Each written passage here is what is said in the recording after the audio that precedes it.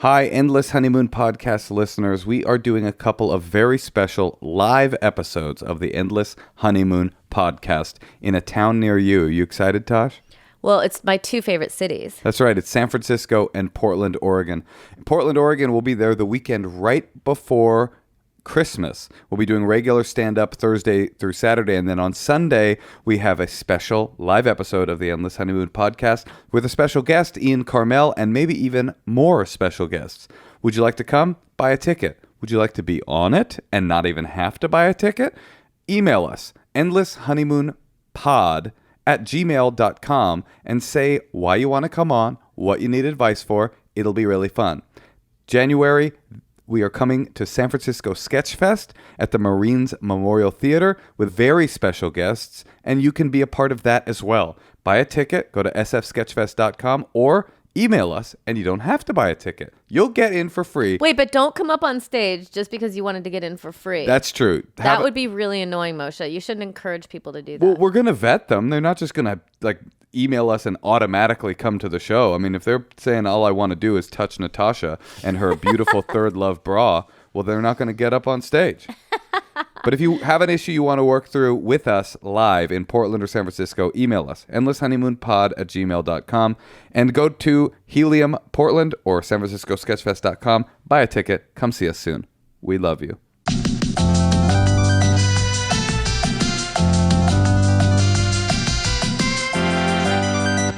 Welcome to the Endless Honeymoon Podcast. I'm Moshe Kasher. And I'm Natasha Leggero. Thanks for listening. And very exciting results have come in on our Is It Okay to Go Into a Restaurant 5 minutes before it closes poll. No one understands my point of view. Your point of view is incorrect. My point of view is that the kitchen closes, but the place is still open. I think everybody understands. You can go in. If the kitchen closes at 10, but the place is open until 11:30, you're saying you won't go into a place at 9:40? Okay, right now... That is crazy. Right now what you're doing... First of all, what you're doing is something called changing the goal posts. It's an argument technique. I think it's called that. But it's much similar to when I said that Robert Redford was in... Midnight Cowboy. It wasn't Robert Redford. I forgot to mention that, everybody. I know it wasn't Robert Redford. And I'm going to be honest with you also. This is many episodes ago. This is an Easter egg for you. When we were editing the episode, I realized my folly, but I just thought the way I was saying Redford was really funny, so I left it in. It was John Voight. I know it's John Voight because we have the same political affiliations. But so I think it's called changing the goalposts, but I could be wrong about that. Which is, that wasn't your original argument, that it's open for an hour and a half. No, I'm not saying that's part of the argument, but that is a possibility. But that wasn't what you said. You said it's... People are thinking that like everyone's trying to go home, and I'm like, no, I want to eat. I just want to come in when the kitchen's still open. Right. 5 minutes before it closes. But then I won't take longer than the other people who are there. Natasha... I get it. I lost. Well, I feel like I've lost every argument we've had on here. The results have been astounding. Like I said, you got emails from your coworkers saying they always side with you. So this was a real victory for me. I would say that 99% of the people that responded were Team Moshe. Some of them were even pained by it. They were like, as much as I hate to agree with Moshe, I'd love to be in solidarity with you, sister, woman to woman, but I have to agree with Moshe. It is incorrect and wrong to enter a restaurant 5 minutes before it closes. She made air quotation marks, just so you podcast listeners know. She said it closes in air quotation marks. Well, because the kitchen's closed, but people are still there enjoying themselves. The only people that agreed with you were like thirsty dudes trying to like have extramarital affairs with you on Instagram. And I felt good. I still feel good. It's been over a week and I'm drafting on the euphoria of winning that argument. It's been good. I wake up in the morning, I roll over, I say to Tosh, remember the whole restaurant thing? It's been awesome. Well, it's hard knowing what's morally correct. Right. We because of the resounding I don't actually have a position on this next thing, but we have another ethical quandary to lob to you and see what the masses think. So Moshe's dog, Pablo, that I've inherited, who is a very bad dog, he, bites people. He barks constantly. He makes it very hard for us to have people over. He has seizures. He has seizures now. Let's add that to it where he pisses. That's not part of bad dog, but that's part of like, And he's got issues. Shits and pisses all over the house.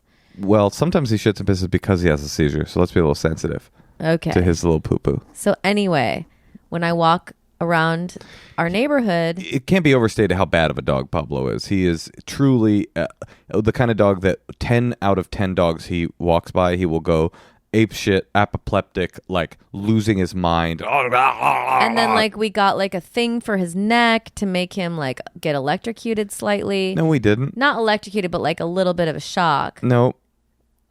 No, that didn't happen. But I was going to say that didn't work either. Well, that didn't happen. Oh, you're afraid some animal rights activists will take him away? Good. Let's get this dog taken away. We did get a slight behavior correcting collar.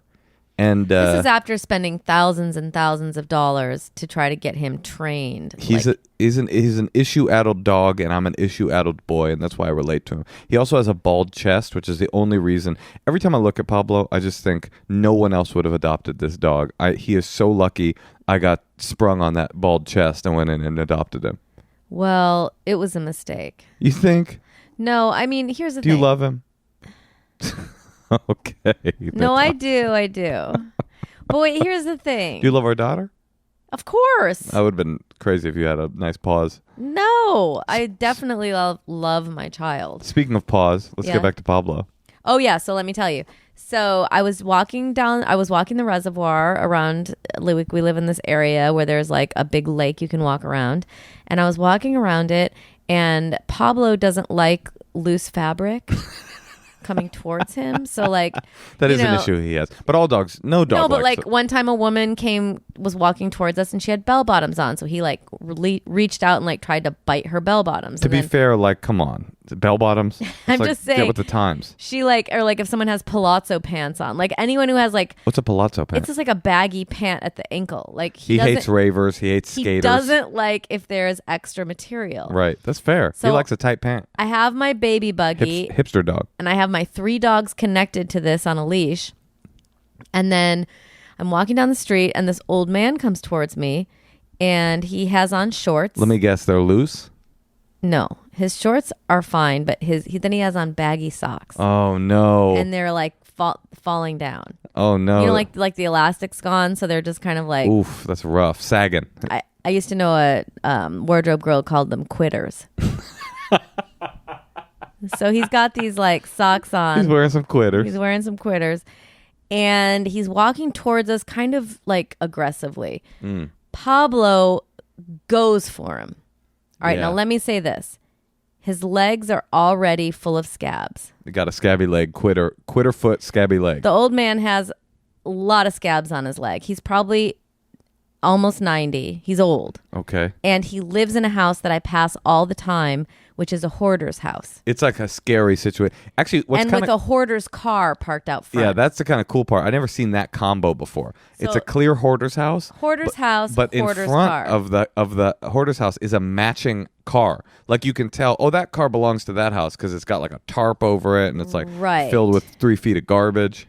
So Pablo sees this man coming towards us, yelps at him.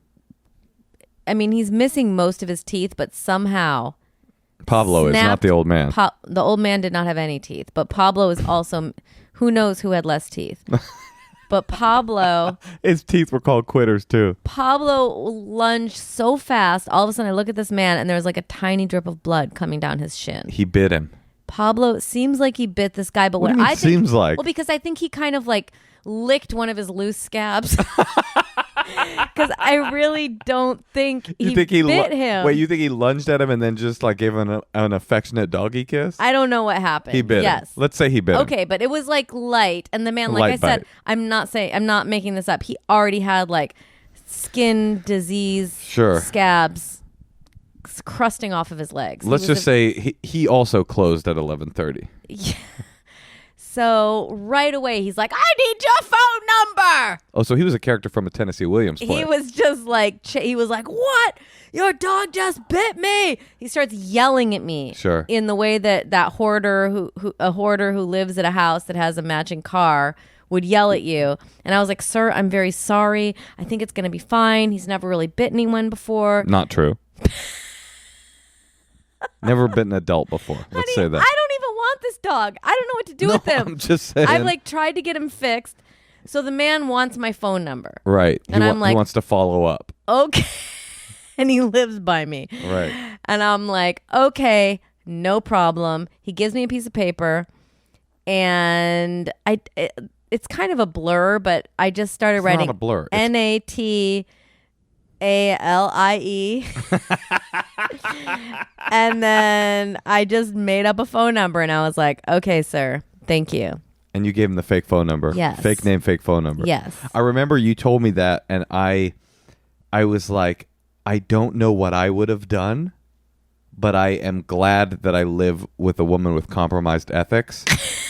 That you did that. Like I just have had problems with elderly people before, and I don't want them coming to my house. What do you mean you've had problems with elderly people? Well, elderly people like are obsessed with the law, and sometimes when, it can just be It is true, actually. hard. This generation, more than any other of old people, these like boomers, there's something, they're so fucking uptight when it comes to being attacked by a dog. Like they just there's something about this generation. I'm telling you, he was barely attacked, Right. but the guy was like right away wanted to call me. I was just thinking like, I can't have this man in my life. I think he's going to be fine. I know Pablo doesn't have rabies. He's up to date on his shots. I probably did the wrong thing. Tell me what you would have done. I honestly think... I wish I could send a picture of his car, though. I honestly think that if it were me, I would have been... I think it's because of years of training in AA that I'm like kind of a little bitch boy when it comes to like the rules, and I probably would have given him my phone number. But I am genuinely glad that you gave him a fake phone number. I'm from the streets and I'm a survivor. I know you're from the streets. So that's like how I approach things. I'm more of like a preppy kind of like Ivy League boy. I'm from the marina, and but I don't know what the right thing to do in that situation is. The right thing to do is to give this stranger who's clearly a little crazy and obsessed with the law. And maybe get into a lawsuit with the guy. Yes. Listeners. Why would you do that? What would you have done? What should Natasha have done? And what would you have done? Now, be honest. We would like to know what was the right thing to do. And I would like to say as a caveat that I did start writing the first 3 letters of my name. That's pretty cool of you, actually. Did you give him the right area code as well? No, but when I was on the T, I was like, I changed my mind. That's interesting. So your moral core is 3 letters long. Like, you know what? I'm going to do the right thing. No, my impulse was to do the right thing, but then my street kicked in and my smarts kicked in, and I was like, oh, I don't want this man. Wait, so you think street smarts is two also, separate... this man was fine. Right. And he already had scabs. He already had crusted blood on his legs. What if he had hemophilia and he bled out, and that man is right now rotting on a pile of old TV guides and dead cats? Dead because of what Pablo did. And if he had called, he would have been able to get medical intervention. I mean, honestly... Don't say it. It sounds like I mean... Would they take Pablo away if that happened? Oh, my God. What would you do? Listeners, tell us what you would do. We are curious. We would like to know, are we evil? Is Natasha evil? We had such an overwhelming response from our last moral quandary. Indeed. We would like the hive mind to tell us how to behave in the future. Luckily, Pablo hasn't bitten anybody in a while, but he has had seizures, so maybe that'll calm him down a bit. Hopefully he doesn't bite our daughter. Hopefully he doesn't bite our daughter. But if he does, I'll just say, it's me, D-A-N. I'm Dan. And I'll leave. I won't let her know who I really was. And then I will move to Arizona. You are so lucky that man is not like hanging around our house right now asking to like... I'm stoked on what you did. I liked it. I'm glad you weren't a quitter when it came to causing... insurance fraud on an elderly man who had to then treat his own wound and probably went deeper into debt. It was very small. Hopefully you're okay. What if he's a listener and he writes in, I was that old man. I still want your number. Well, I still can only walk on one side of the reservoir in terror that I'm going to see him. I feel guilt. Okay, let's take a call. Hey, Tosh. Yeah? Your titty's been looking kind of perky lately. That's because I'm wearing a bra. Oh, really? Is that what it is? Well, I didn't wear a bra for 10 years. Uh-huh. And then now I'm working on a job where I have to I don't know, I just feel like I'm at a point where I don't want my nipples to show anymore. But my bra is Third Love. I really loved them. Oh, you're using I tried them and you it. like them? Yes, we've been doing ads for them, and they work. They're perfect. They have the perfect fit. They use data points generated by millions of women who've taken their Fit Finder quiz, which I took, and I'm a half cup size. Like I'm an A and a half. I was gonna try to lie. Oh yeah. They actually have more sizes than other brands because of that Fit Finder thing. They've got more than 80 sizes, so it will actually fit to your titty like no other bra on the market. Third Love knows there's a perfect bra for everyone, so right now they're offering our listeners 15% off for your first order. Go to thirdlove.com/honeymoon now to find your perfect fitting bra and get 15% off your first purchase. Another cool thing about them is that they donate all of their gently used returned bras to women in need, and homeless shelters and homeless people report that underwear, bras, socks, that's the most requested item. So they're actually giving those away to people in the Bay Area and across the United States. That's thirdlove.com/honeymoon for 15% off today. That's right. It's comfortable, it's quality, it's the most comfortable bra you'll ever own. Thirdlove.com/honeymoon for 15% off today. Right now, in my family, in my shower, there's a crisis that Function of Beauty, who's sponsoring this episode of the Endless Honeymoon podcast, could have solved had I not run out because I like it so much.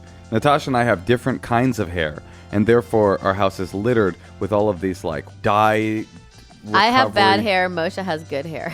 And I ran out of my Function of Beauty shampoo, and right now I'm shampooing with something that Natasha bought years ago that's like a chemical smell. It's awful, and Okay. I want my Function of Beauty back. Function of Beauty individually formulates every bottle based on your hair type, hair goals, which I know Moshe has a lot of. I hashtag hair gold, and I got them, and I met them. I met my Aesthetic goals. preferences. You can choose between 9 different colors, I like purple. 7 unique fragrances, I like dank. and you can also get your name on the bottle, so now we don't get them mixed up anymore. I miss that bottle. I want more. They're coming. We're getting more, and I'm excited. Function of Beauty also never uses sulfites, parabens, mineral oils, or any other harmful ingredients in any of its products, and they're 100% vegan and cruelty-free. Listeners will receive 20% off their first shampoo conditioner set. To redeem, head to functionofbeauty.com/honeymoon and take the hair quiz.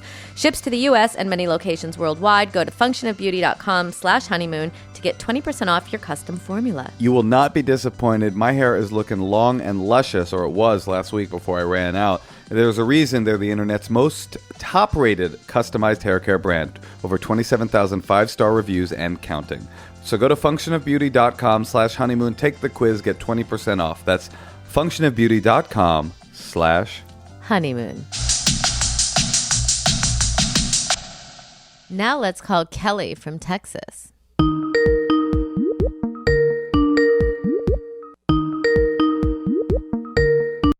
Hello. Hi, Kelly. It's Moshe Kasher. Hi. Hi, and I'm Natasha Leggero. How are y'all? Good. You really are from Texas. You y'alled us within the first 5 seconds.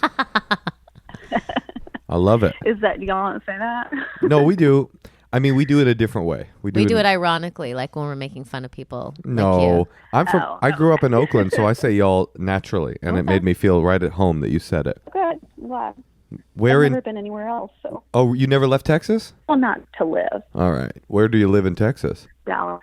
All right. Okay. We're We supposed love to come to Dallas. Dallas. We're coming to Dallas soon.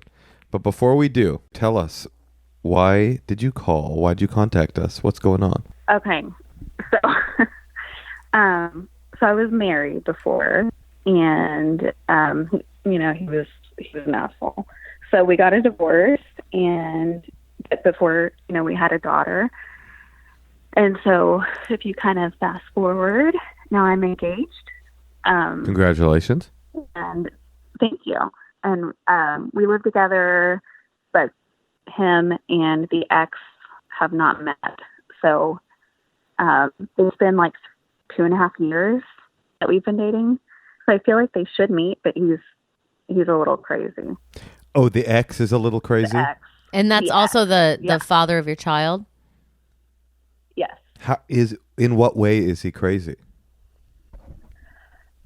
Well, like to my new fiance, they were going to meet, and the ex said, have him bring a social security card. I want, he wanted all his information and stuff. Why are you arranging a meeting for these two? Because they have to meet because they're getting married. Well, I mean, I feel like they should meet. Right, but arranging it like the two of them together? Right. That seems a little weird to me. It is a little weird. I don't know what to do, though. Wait, well, what was the purpose of the social security card? To do like a background check? Well, I guess so, but I don't think you have to have that. No, I don't think you I think do. he just tries to be intimidating. That sounds like a really chill meeting. Yeah. I think Wait, you have to deal with this guy on a daily basis, though, because he's the father of your child. Right. And we have 50-50 custody, so it's not like, he's never there. So, And has your daughter or son met your new boyfriend, obviously, right? Yeah, we live together. Got it. So they get along.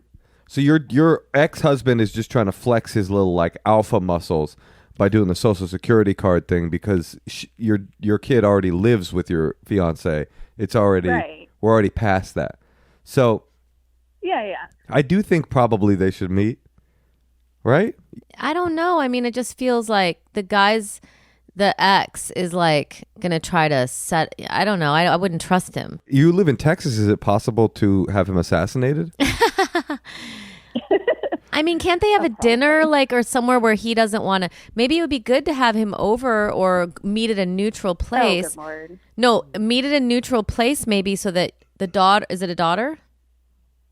Yeah. The daughter's there and your new boyfriend / fiance and him. So he's not going to act all like creepy and weird in front of his child. So it could just be a little more like, or it's all out in the open. Not like a secret meeting with these two exes who don't like each other. I mean, I guess I'm more concerned with you don't even want to have this guy over to your house. Is that right? Your ex? Oh, no. So you guys don't get along. No. You and him are Not kind at of all. are enemies. Yeah, we're enemies. So why do you want your new boyfriend to have a relationship with your enemy? I don't know. I mean, I guess I feel like I should. You think it's like the morally the right thing to do? Right. Yeah, I think that.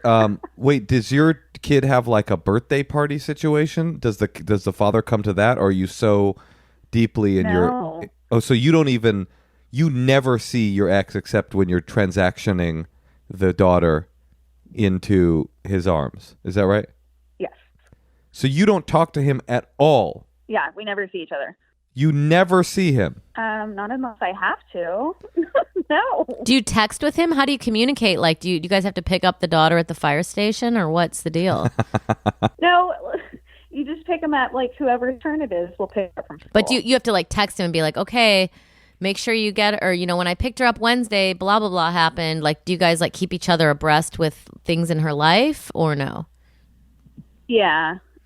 So I mean, minimally, yeah. Great. Okay, I know exactly what you need to do. This is easy. Wait, so he when you have the kid and it's time for his visitation, does he come to your house to pick the daughter up? No, he picks her up from school. Never comes to your house? No. That's never happened. She doesn't want him in his house. I don't want him in your house either. Although he does seem kind of good, and I'm actually on his side. No, I'm kidding. But No. wait, when do you see him? Never. You never see him. This seems like, why are you trying to arrange a marriage, a meeting between a person that you literally never see and are at enemy odds with? I think they don't meet at all. I was gonna say, and you gave him a chance, and the guy was like, "Oh, what's your social security number?" I was gonna say, if he comes to pick your daughter up at your house, then the all the meeting they would need to do is for you to say, "Oh, by the way, this is Rick. Rick, this is Dick." And they could say hello, and that'd be the end of that. But if you don't even have a relationship with this guy where you ever see him, I don't see that there's ever a need that the two of them need to meet. Unless your ex grows up a little bit and is like, I would like to meet him. In which case, I think... Well, he does want to meet him, but he's just not, he's just mean about it. Right. Like he wants to threaten to meet him. What else did he say besides the social security number? Anything? He'll act like he's gonna, like he better not. I'm trying to think what he said early on. Early on, he was a little bit more threatening, but he would say things like, he wanted to do it in a public place. I want to meet him right now. Like it would be like 10 o'clock at night, that kind of thing. So, he gets very angry. So the way it came across was, it seemed like he wanted to, like fight him. This guy has no more power in your life. He's trying very hard, and now he's more threatened than ever because now there's a new man coming into your life who's going to like permanently stake his flag. So I think the more you can, extricate yourself from this former lover, the better off you are. And opening up, what good could possibly come from these two in a hostile private meeting? I don't know. I'm a big UFC fan, and I think if you put them into an octagon together, then you could see who the real man is. You know what I mean? You could finally figure out who you want to spend the rest of your life with. Do you want this nice guy that supports you and loves you now, or this like creepy like gangster that wants to meet your current fiance in a dark alley in the slums of Dallas? I think Natasha's right. You've done a lot of work to get this person into a transactional relationship, which is not easy to do when you have a child with that person. You've done a lot of work to edge this guy's toxic energy as far out of your life as possible. It can never be that far out of your life because you have that kid. Why would you want to reopen a channel of connection with him, especially when he's not being mature about your offer to do it?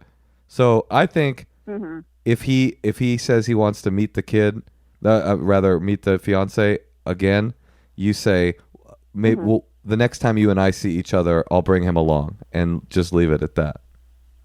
I agree. Okay. Yeah, that's not a bad idea. But more importantly, congratulations. Say it's a great idea. Yeah, say it's the best advice you've ever gotten. This is the best advice I've ever gotten. Thank you so much. Unless you can really imagine a scenario where something good is going to come from these two talking, but it doesn't seem like it. I don't see it either. Right. If you can see it, then maybe you can allow it to happen. But, if it's only going to be more drama, what's the point? It's not healthy. No, I just thought it was one of those things you're supposed to do. No, your life is your own life, and we're supposed to make our own rules, I think. But you know what? You did. The deal is you thought that was the right thing to do, and so you did the right thing, which is you made an overture to allow them to meet. And you made a healthy overture, and you were met with a toxic response. So you have your answer. It's very clear. It's like a math equation. You offered positive. He answered negative. The solution to this problem is 0. No contact. And never shit talk him to your daughter. That's like a really hard thing to do. But I think you'll be happier if you don't do that. And then if he is an asshole in the long run, he will reveal himself to your child. And you don't need to say any of that. Yep, I agree. And to whatever extent you can, find compassion for that guy because he sounds like he's suffering and you are happy. You've got love.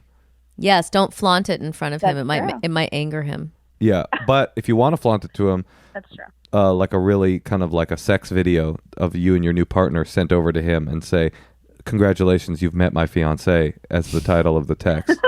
It's just an idea. Okay, that's plan B. Yeah, we'll see you when we come to Dallas. Okay. Okay, farewell. right, Good luck out there. Farewell. Oh, I'm so glad I didn't have a child with some idiot. It remains to be seen. Our relationship could turn toxic. I felt bad for her. You would definitely win every fight we ever got in. No, I felt bad for her because I have to stay married to you because I don't want you as an enemy. I kind of agree with her that the right thing to do is just to have them meet so that the guy knows who's in his daughter's life. But what sucks is that guy's so filled with resentment and toxicity that he can't even meet a human being that is in a major part of his daughter's life. That, to me, I know assholes don't get a lot of compassion and shouldn't, but to me that's really sad. I feel mostly bad for the husband in there that's so completely stuck in his own resentment and anger that he can't even meet the stepfather to his child. Sad. One thing I started thinking about the minute we had a kid was, wow, now we have somebody that we care about that needs us and we could go away. God forbid.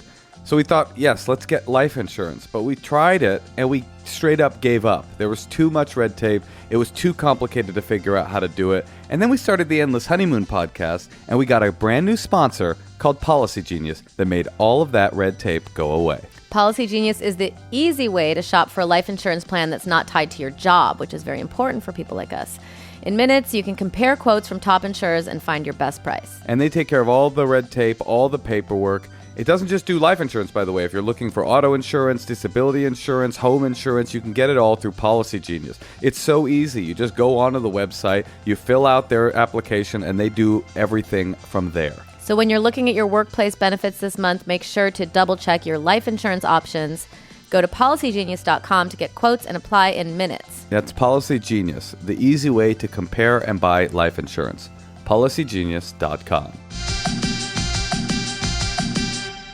You ever walk into a 7-Eleven and see all those plastic water bottles and just your heart breaks a little bit? You think, how much plastic can they waste? Why can't someone do something useful with all this plastic? Well, someone has, and they're called Rothy's, and they're sponsoring the Endless Honeymoon podcast. They make shoes out of plastic water bottles that have been thrown away. They're stylish, sustainable, comfortable, washable. Rothy's are seamlessly knit using thread made from plastic water bottles, so they're ultra comfortable from the second you put them on. That's right, you don't have to break in these shoes.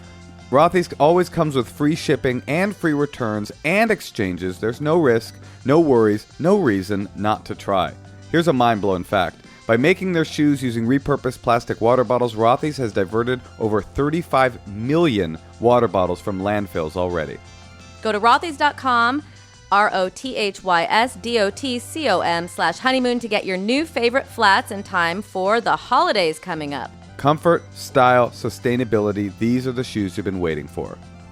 Head to rothys.com/honeymoon today. All right, let's listen to some secrets. Hey there. So my secret is that my grandparents are actually step siblings. Like, they were raised in Utah. They were Mormon. They got married. Their parents got married when they were about 13 and 14. My grandmother was pregnant by the time she was 17. They were married for about 2 years, and now they're not. But I've always watched incest porn, and I never knew why. But I think I get it now, because it's probably genetic, but I don't know if that's a good excuse. I want to know if he has a sibling. I mean, oh right, he should find out if his siblings watch incest porn too. Is incest porn a thing? I don't know. Yes. It's actually quite a thing. It's a classic thing. Oh, really? A porn classic is called Taboo. And they're like, oh, you're my brother. I want to fuck you. Exactly. By the way, I don't even think it's that freaky to marry your step sibling. I mean, it's freaky. It's weird, but it's certainly not. It's like, I mean, is it? It's not that bad, is it? Your step sibling? They're not even related. Yeah, I don't see it as that bad. I mean, it's not good either, I guess, but that is very funny. That was a nice twist at the end. He's like, I would be less concerned with the fact that you watch incest porn and more concerned with the fact that you watch incest porn is related back to your sexual fantasies for your grandparents. Now that's where you lost me, buddy. But listen, you're a Mormon from Utah. What does that mean? That's a Utah special right there. Let's play another one. Hi, Moshe and Natasha. Big fan of you both, mostly Natasha, of course. Okay. Of course. So my secret, I've never told anybody. I am a nurse. I work 3/12. It's a long, hard hours. To make it through, I sometimes / most of the time steal or borrow one of the patient's narcotics. To be able to make it through my shift. It's always, of course, nobody that is going without it. It's a PRN med, so it's there as needed. So I just, take one and they are fine. Nobody gets hurt. And it gives me energy to make it through the shift and be kind to people, and I feel like nobody's getting hurt. Yeah. Wait, what drug is she giving? Is she taking? She's taking, I think, the uppers that her patients are on. And I loved how at the end she tried to like couch it in this like, and it's the thing that makes me kind, compassionate, a true healer. I mean, all nurses in a way need a little bit of amphetamine to give this healing energy to our patients. So they give old people amphetamines? I mean, she said it helps her stay up, so it couldn't be a painkiller because that'll put her to sleep. But right? I wish I knew the name of it. Why? So you could go into nursing? No, it sounds... I mean, it's like, is there like a pill that just gets you through the day? Yeah, it's called Adderall, and I'm on it right now. But do they give Adderall I'm not on it. To old people? I mean, I don't know. Yeah, I but wonder it what it seems is. like clearly it's not a muscle relaxer. This would make me feel very guilty. Well, it's not. But also, I work in a job where people offer me a drink like 10 times before I do my job. It's not about feeling guilty. It's like, this is a fucking bad idea. Why? Because what if she gets caught? She'll lose her entire career forever. If she ever gets caught. Okay, well, let's say she's not going to get caught. And Let's also, say she knows how to do it in a room that there's no cameras. But what if there are? She won't know when they install them. And P.S., you get addicted to amphetamine by the time you retire from nursing, you're going to be a drug addict. I'm not with this. I think this is as kind and compassionate as that meth you take makes you. I think it's a bad idea. I mean, no judgment. I just think it's got consequences. She's saying she can't make it through the day. Well, there's other nurses there that seem to be able to do it, unless they're all on PRM meds or whatever it was. I think you got to stop, man. And there's too many possible bad outcomes to that situation. It's true. What if a patient died on your watch and then you got blood tested and then you had their PRM meds in your bloodstream? Boom, manslaughter. Now you're nursing in San Quentin. Also, what if it impairs your judgment in some way? Yeah, I got to tell you, nurse, I don't like it. We think you should stop. Yeah, maybe get like a medical marijuana prescription. A subscription. That's actually a good, get a subscription to Medical Marijuana Monthly, MMM. That's actually a great idea. You should start smoking weed and then just go smoke your own weed on your breaks, and you could be like high in a good way. Yeah, I don't know about taking their medicine. Meth, no good. Meth, not good. As a friend of mine said, avoid white powders. Amen.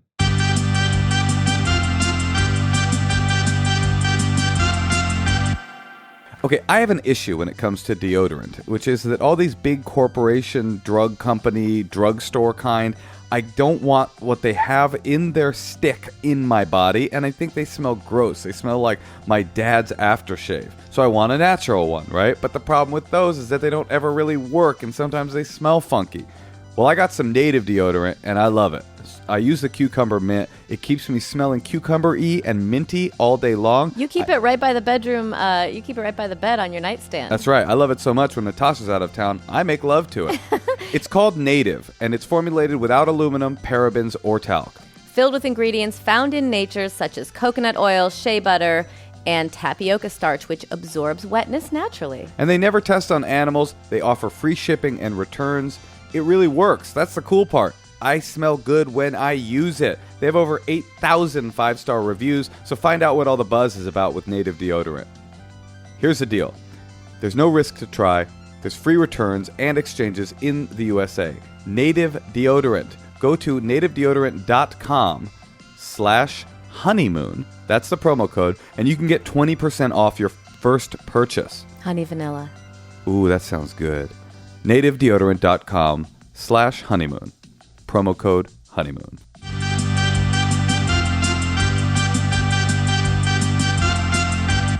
And now we're going to call Emma from Rhode Island, the smallest state in the Union. One of my favorites.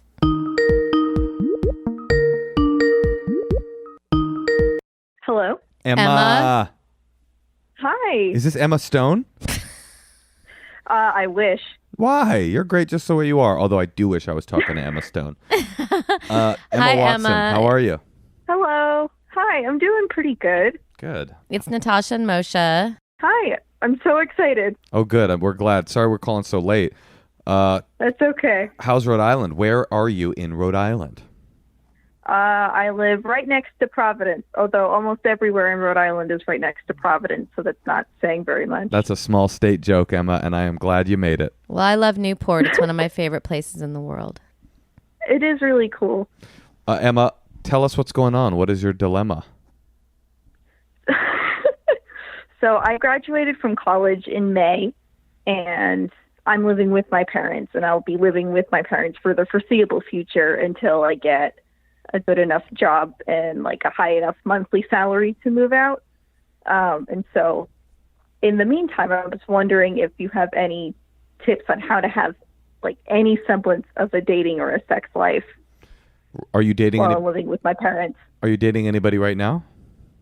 No, I haven't really thought I was able to. I don't really have a lot of privacy right now. Oh, so wait. Do you have your own room there? I do have my own room. Are your parents older and maybe hard of hearing? So when you're banging it out, they won't be able to hear it? No, we have very thin walls. Like you can hear when someone's walking around even. Now, you say you're going to be living with your parents for the unforeseeable future. Why do you say something like that? I don't think she did. I think she said the foreseeable future, which is the phrase. Yeah. No, I don't know when it's going to end. So I think that's your first problem. What is the problem? I think she needs to have a goal to get out. Oh, right. Are you working? I have 3 jobs. You have 3 jobs. What are they? So I'm a graphic designer, and so there's 3 jobs in my field, which is really cool. I work for a theater, a publishing company, and a nonprofit in Boston. Oh, so you're unemployed 3 times. That's crazy. Yeah, it sucks. I'm working 6 days a week. Whoa. And that's not enough to get like like a single apartment in Providence?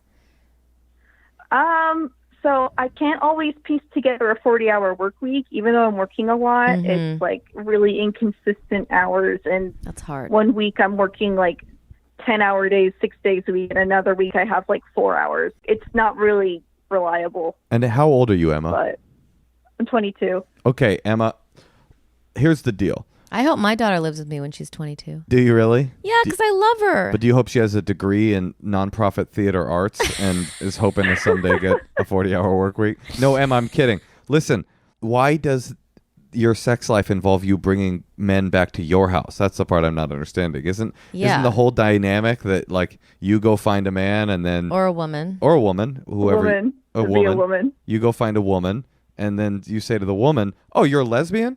Yeah. Oh, that's amazing. This is awesome. You go find a woman and then you just say, "Listen, I'm feeling this. I want to move in right now." And then you get to live according to like a sort of old-fashioned stereotype about lesbians, but it solves your problem. One and done. Do your parents, by the way, are you out to your parents?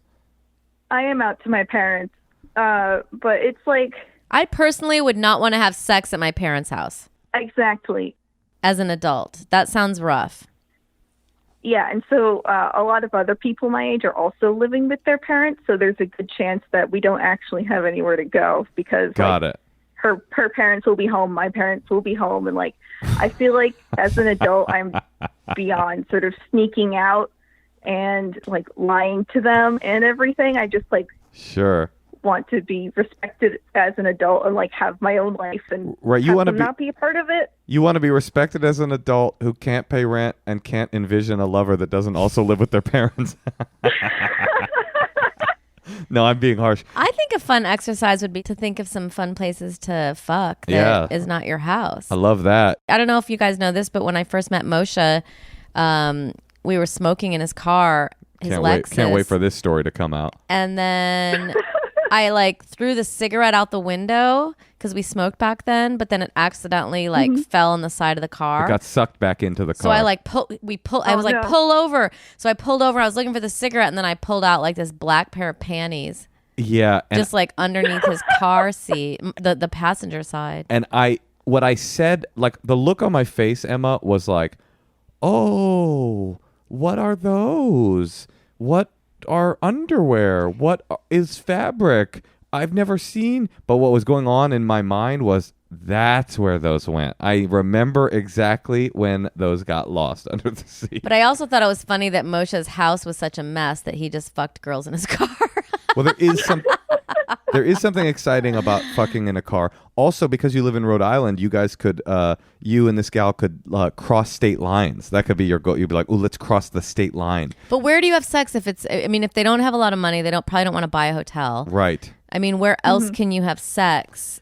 that isn't the car. I have 2 ideas, Emma. Ooh, the forest? Do you have a good forest? Oh, it's winter though in Rhode Island. We're getting towards winter time. Right. Yeah, and also everywhere in Rhode Island is very populated. There's not really a lot of places that are just empty. I have 2 ideas. Well, my first idea is a little bit closer to home. No, okay, you're out to your parents. Are they super progressive? Are they like really into it? Yeah.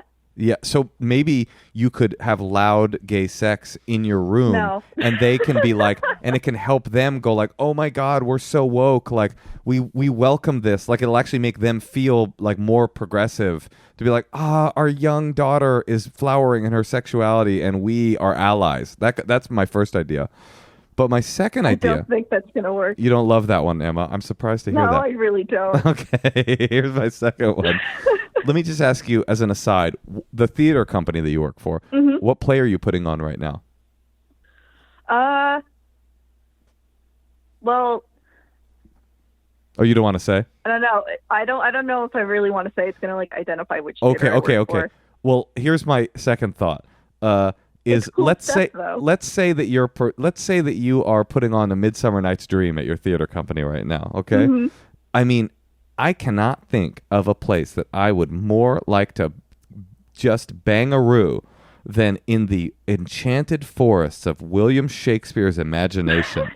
I think what a lucky break you have that you are living at home with your parents and definitely going to date a woman who lives at home with her parents for some reason. And every month to 3 months, you can make love in the Midsummer Night's Dream set. Then the next month, you can be 2 cats on a hot tin roof making love to the dreams of Tennessee Williams. And the month after that, you can make love in the sparse reality of Hamilton's America. And the month after that, you can make love at the porch out front of A Color Purple. Well, you could also just fuck her in the broom closet or something at your work. Yeah, you could do that too. Fuck her backstage, Emma. Fuck her in a costume. Fuck her in a witch costume. I think you've got an exciting future ahead of you. Yeah, just try to think outside the box a little bit, and just know that you're not comfortable with bringing someone back to your house. So that is definitely not an option. And here's the good news, if I can be sincere. The good news is that if you do find someone that you like, the odds of 2 people being able to afford an apartment much better than the odds of 1. That is true. Good luck out there, Emma. Thanks for calling. Thank you so much. Thank you. Okay, well, Natasha, actually, we would like to keep going, but Natasha has to stop recording this podcast right now for a very important reason. Well, you're making it sound like it's not that big of a deal. Okay, please. I'm sorry. Tell us. I need to wash off my spray tan. Wait. So I get spray tan, and then in an hour and 45 minutes, I have to wash it off. Natasha has a spray tan expert come to the house every Sunday night to spray her bod. And then she's like Puerto... It's because I'm on a TV show where I'm supposed to be tan. She's like Puerto Rican for an evening. Believe me, I'm not complaining. It's kind of nice. My Carmelita over here. My mocha love. But if I wait too long, I might get too dark. Because it has to match. Wow, so you think there's such a thing as too dark? No, cool, it has Natasha. to match from the last week. That's a cool message. We've had a lot of cool messages this week's episode. Very much enjoyed talking to you, Natasha. I would very much love to hear from our listeners about what they think she should have done with old Attack Pablo. And we'll see you next week. And Tosh? Yeah, Moshe. Love ya. Love you too.